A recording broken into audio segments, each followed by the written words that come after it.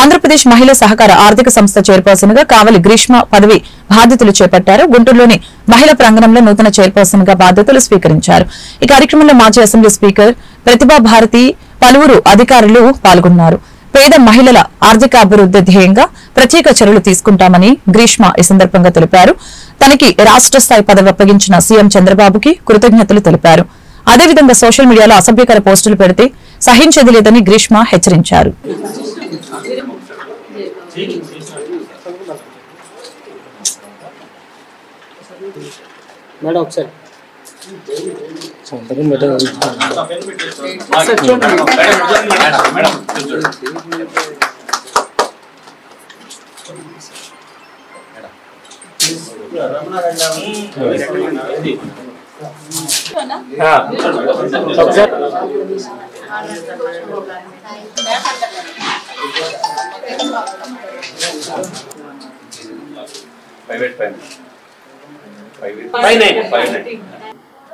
ఈరోజు women finance corporation కి chairman గా నేను బాధ్యతలు తీసుకోవడం జరిగింది.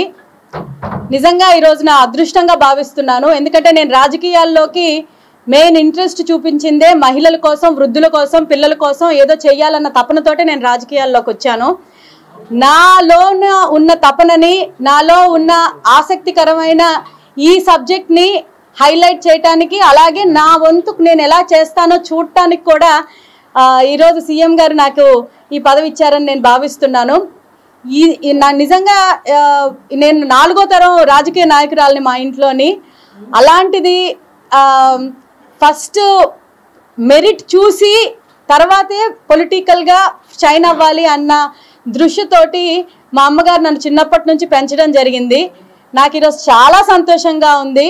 ఈరోజు నన్ను బ్లెస్ చేయడానికి మా అమ్మగారు వచ్చారు, మా అత్తగారు వచ్చారు.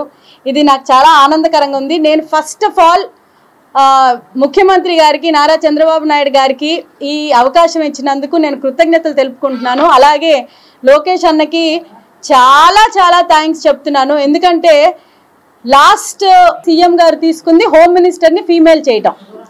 అది మేము తీసుకున్న ఫస్ట్ స్టెప్. ఇప్పుడు ఏంటి అని అంటే సోషల్ మీడియాలోని మీరు చూస్తున్నారు, గత కొన్ని రోజులుగా సోషల్ మీడియా ప్లాట్ఫామ్ అనేది సోషల్గా మనకి ఉపయోగపడాలే తప్పితే దాన్ని దుర్వినియోగం చేయకూడదు అనే ఉద్దేశంతో పెట్టింది సోషల్ మీడియా. కానీ అది లాస్ట్ ప్రభుత్వంలోని చాలా దుర్వినియోగం చేశారు. ఈసారి కూడా మేము తప్పు చేసిన వాళ్ళని వదలం.